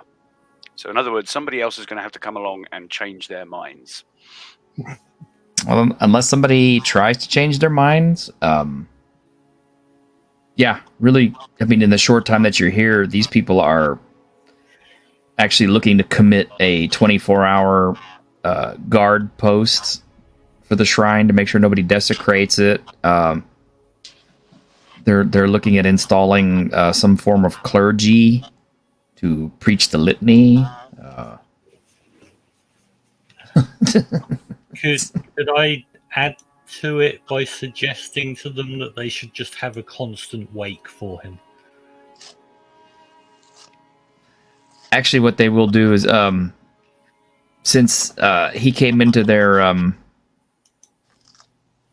notice by, with the mourning, that will be kind of one of his acts of reverence, is that people will come and mourn for him. Yes. But they've got a garden that has to be watered with get tears. absolutely wasted for like. No, that's your idea. That's not his. Yeah, that's what I'm trying to see if I can suggest to these people. Nope. As a way to revere him. Nope. It's Jehoshaphat's investment. Okay. However, if you want to tell people that in order to celebrate you is, I don't feel I need celebrating. It could be a day where everybody gets blackout drunk. Yeah, people will declare this day a holiday in your name. This is the Billy Day. The feast day of Thick Billy. Yes, the feast day of Thick Billy. You need to write that down on your character sheet because it's a thing. And Jehoshaphat, you need to write down that you have a shrine and an altar with. It's like Fat dedicated Tuesday, to you. It's Thick Billy. Yeah. So that actually isn't particularly something that we did because we were kind of weirded out by it. However, now that Jehoshaphat actually explained, hey, I'm hearing these things, I'm going to go over to the hospital or whatever seems to be a makeshift hospital here and be like, okay, here's the drill. Pray to Papa Doc and I will heal your sickness. You're not seriously calling yourself Papa Doc. I'm calling myself Papa Doc. I like Papa Doc, okay? That's just weird. It does like I roll know, off the tongue, though. I know Louisiana French character and stuff like that, but this is a whole different world. We're in our escapism, and Papa True, Doc's true. a cool name. Just like Remy LeBeau is a cool name, as is Gambit is a cool name. So, and my sigil will actually be the faceless monk that I wanted to go with last time. So they will they'll actually build a hospital out of one of these things. And they might actually get Ruby to help build a stone construction for the hospital. So there'll be a permanent place. But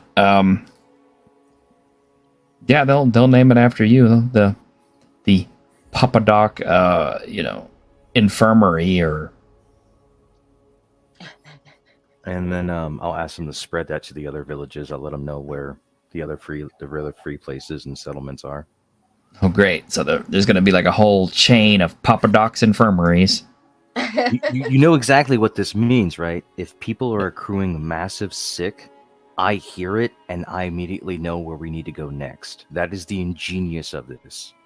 But only in places where you've already established one of these. Exactly. Yeah. That's how we know if we get our six screwed up. You always got to cover your six. That's true. And I'm going to tell Aj why I was doing what I just did. Power word blah, bro. This is what we need to do. This is smart. This is very smart. So, Ruby and Aj, are y'all doing anything to commemorate your followers? No, it still makes me very uncomfortable. Yeah, I'm not sure how I actually feel about that. I'll help them build things for everybody else. Maybe the next one. Well, one thing's for sure. All the animals in the village really like you. Oh yeah, I forgot about that. I didn't. We could do a veterinary clinic for your guys. Yeah, can we do? Yeah, there we go. Can we do a little vet clinic then? Introduce them to. You feed these wolf-like creatures forever, and they will love you. I mean, if you tell them that, they'll believe it. I mean, especially the fact that you can talk to the animals and tell them, hey, do this or that. It's kind of fun. You could talk to the various farm animals and, well, maybe not the ones that get eaten, but No, those two. ask them how they could be better taken care of. Yeah, that is true. I can go ask how do we make this a little better for you?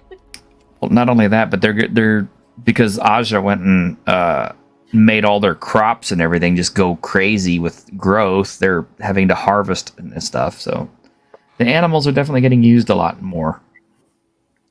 Okay, yeah. Let me go help all the animals out. Let's go ask what the animals need and get them a little place for their horseshoes to be changed and a little vet clinic. Well, one of the villagers who was killed in the attack had a barn.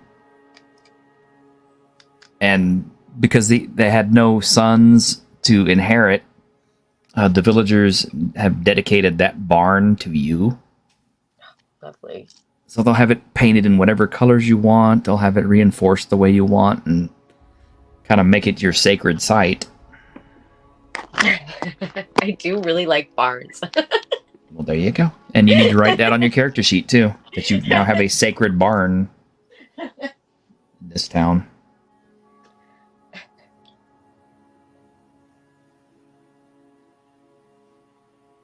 I kind of thought of a flaw with so with Billy's feast day, otherwise known as Tuesday. People are going to eat and drink to excess, and then they're going to end up at the hospital where they'll pray to Doc.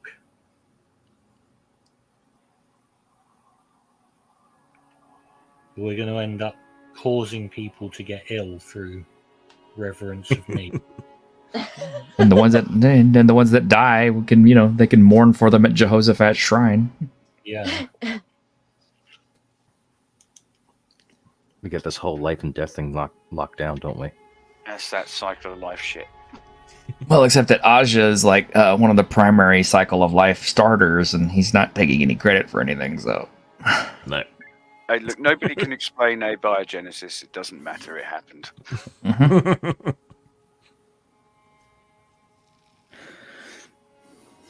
I think All ours right. is more fertility though, because he makes things fruitful and multiply. I forgot what his words were, actually. I think they were what? Sky and what? So where you can like hear people praying to you and stuff. When you've got like a big enough mass of people praying to you, is that going to cause problems for you? Is it? Because it's going to become like overbearing. Is it?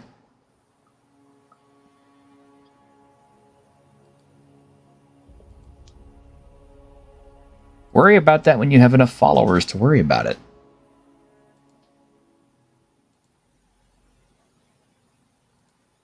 You're getting a little ahead of yourself on the game.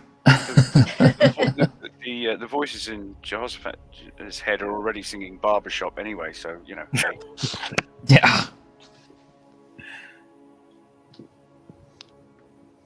So okay, except for Aja, everybody has got something new that they can write down. You can also write down a fact related to this.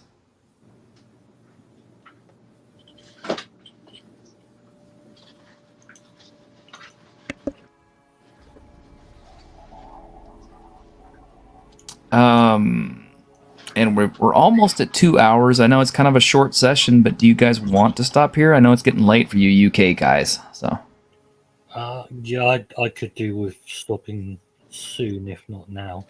okay, then let's go ahead and do that. Like I said, sorry it's a short session. We got started late, but that's okay. I think everybody had a good time for the shortness of it, and you guys got to kind of like learn a little bit more. Mm-hmm. Yeah, But yeah, we got the- characters made. It's all good. Yep. So let me hand out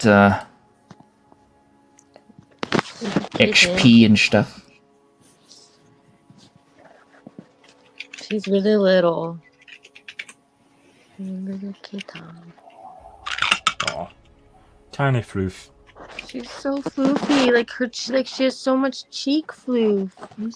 I'm sorry. Is she just a random stray, or Well, yeah, she ended up at somebody's door, and they had 3 dogs, so they couldn't keep her. So they've been looking for somebody since Monday. So I was like, well, Q needs Yeah. a friend, just wondering with all that fluff, might be some Maine Coon in there. right? Yeah. I've So could have never that had a giant- long hair kitty. Especially the cheeks. Those And- just floofy cheeks. And Yeah. then her Need a lot ears of brushing. bend back all crazy too. She's cute. She's adorable. Little black nose. And beans, No. black beans. Right? Ah, gosh. It flipped. That means Cuban, right? T-shirt, black beans. What's that? Black beans? Yeah, You- Cuban. Black beans means Cuban. Yeah. Yeah. Because Cubans like black beans. She's a cutie. But sorry we were late. Look, there's kitten. It's okay. It's okay. I figure even if the game is short, as long as everybody's having a good time, it's a good thing. Yeah, that's cool. I'm gonna have to read more just about my powers alone. I feel like there's so many powers. How do you even choose to a degree? Like, And there's a whole other book with more powers. holy shit. Yeah. That's cool. Okay, so let me see. Here's how experience points are dealt out. A session's XP award starts at 1 point for the players simply showing up and playing. So everybody gets 1 point for that. The GM adds another point if they successfully obtained a situation's draw or dealt with its threat. What the PCs might recognize as having succeeded at the evening's adventure. Well, let's see. You found a village that was under attack by a threat. Not only did you help it, you helped the village out. You learned a little bit more about your powers. You got some allies that you were needing, so that's worth another XP point.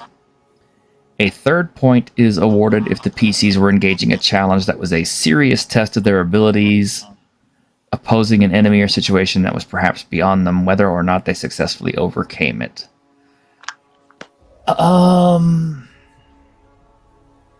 Given that 3 of the characters were first levels versus this thing, I'm going to say that normally you don't throw a 10 hit dice monster at first levels in any game. But I did, knowing that you guys could probably handle it. So I'm still going to give you guys that third point. So everybody gets 3 XP. Okie dokie.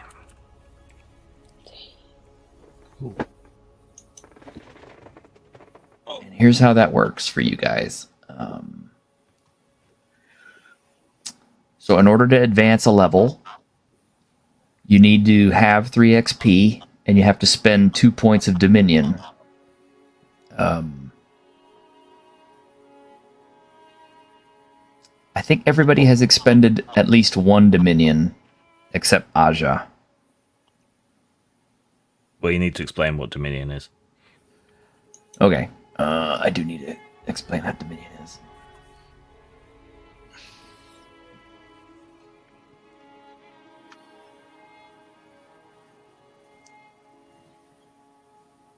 Apart from a cool Sisters of Mercy song.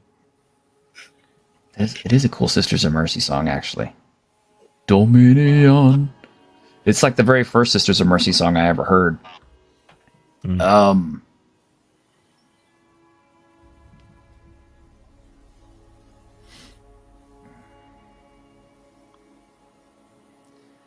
Okay, so heroes have 3 main resources for making changes in the world. The first is their gifts and the words of creation. Gifts and miracles are convenient for making direct, immediate changes that require little management. Heroes also have influence, which are abstract points that represent the force of their full attention and regular management of a situation. Like effort, influence is only ever committed, not expended. A hero has influence equal to 1 plus their character level, possibly a few points more depending on the special gifts they have mastered. A player uses influence when they want to represent their hero's regular tending of a situation and their off-screen use of gifts and miracles. So in other words, all the towns that you've already liberated and set up would be the use of influence. Okay. Heroes also have dominion points. These points are used to represent divine mandate and instinctive ability to mold the world around them to fit their will. Unlike influence, dominion is lost when it's expended, but it can be used to change situations and local circumstances in miraculous ways. Alterations that last until some other power comes along to knock them down. Heroes start with no dominion, but gain it for performing mighty deeds and through the worship of their cults. So effectively, everybody using all their powers and stuff on the village would be expending a dominion. That would mean Aja too. Okay.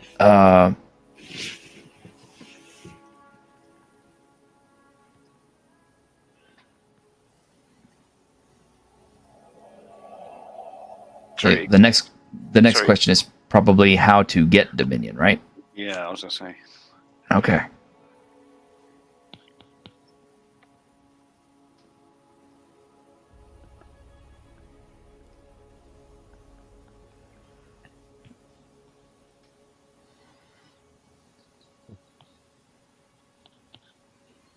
Okay, so a good baseline is to give 1 dominion point per session as a minimum, assuming they're doing anything heroic at all and not just sitting around the temple meddling with their minions. If a Godbound does something particularly in line with their divine powers and concept as a demigod hero, then give them 1 more. Any additional dominion points should come from their cult or the acquisition of divine treasures. So long as a PC earns enough dominion points to spend the minimum required to advance a level, they're getting enough. If they want to work greater miracles than that, they're going to have to go out and look for dominion that they need to do it. So everybody who was at the first session got 2 dominion points. Yeah. and over the course of that adventure used it, which is why they're all level 2. Yeah. For this session, I would award 2 more Dominion points to everybody to expend as you see fit. Effectively, everybody would have spent 1 Dominion point on your various things that you did in the village. Because everybody did something.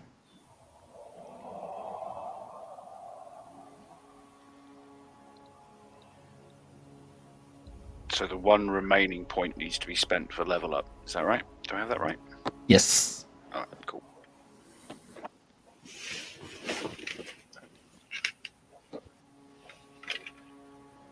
Go up there now. Sorry. However, committed to making the land more fertile on a more permanent basis. yes, you can.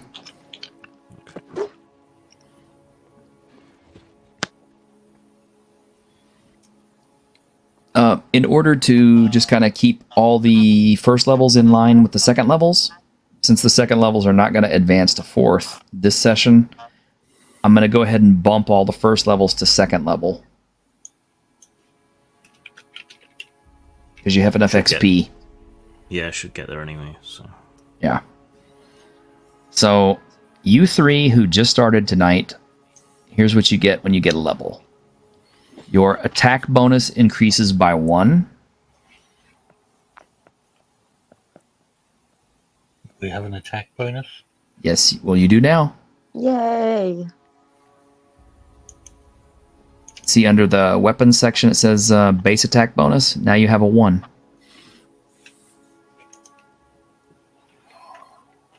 Your maximum hit points increase by 4, plus half of your Constitution modifier rounded upward.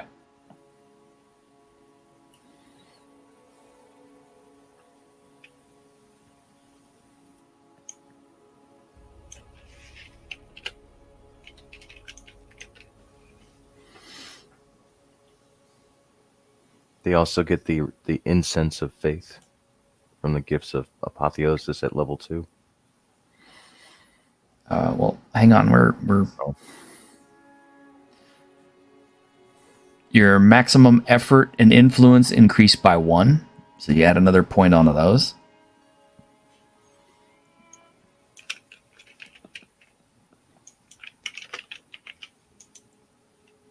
Your saving throw scores each decrease by 1, so that drops your saving throw a little bit lower.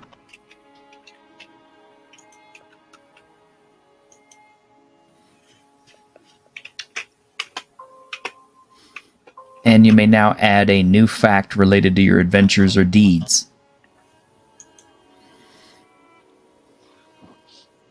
In addition to the one that we added for the stuff that happened today. Well, that's the one. That is the one. Okay.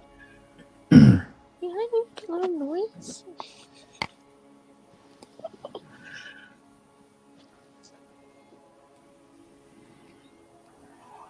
And the cool thing that you're going to want is you can also spend 2 more points on additional gifts from the words that you know.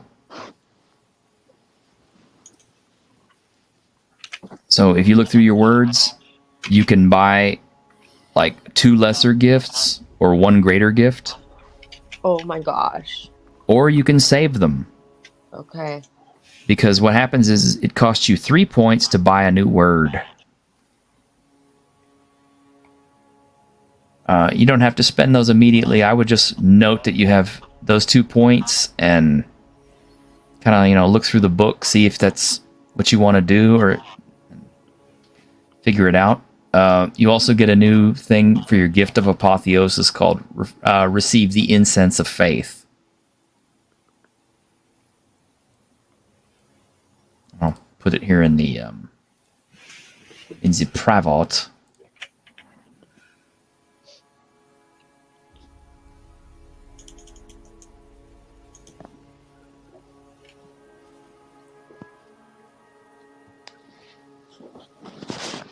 Tell you guys what that does.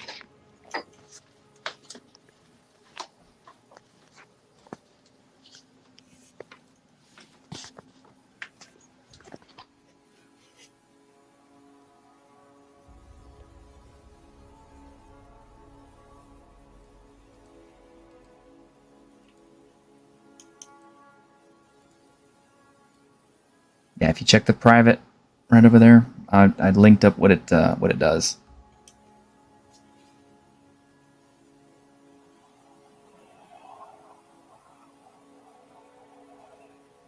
And start making a cult.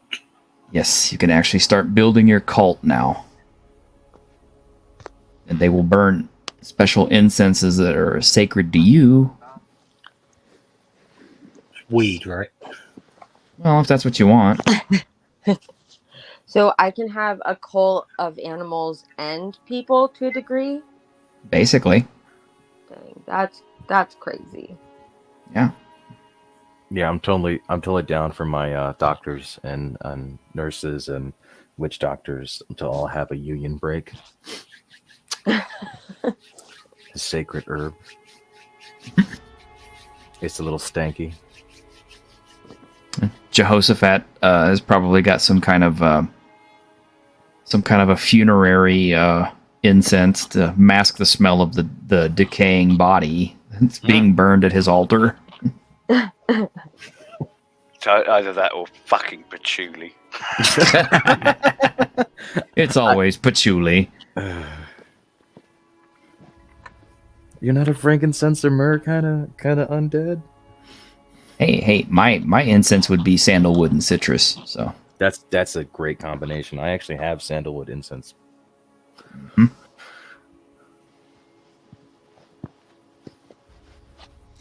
All right, I hope you guys enjoyed. All you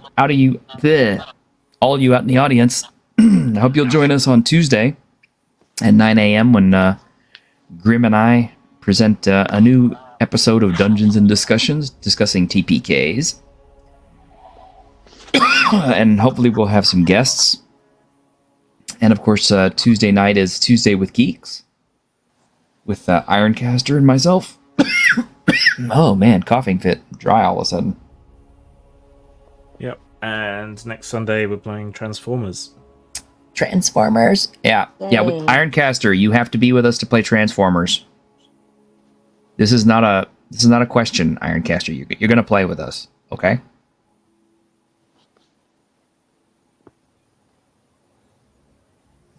He can play a Sibian, and the different attachments can be mini bots. Oh my god.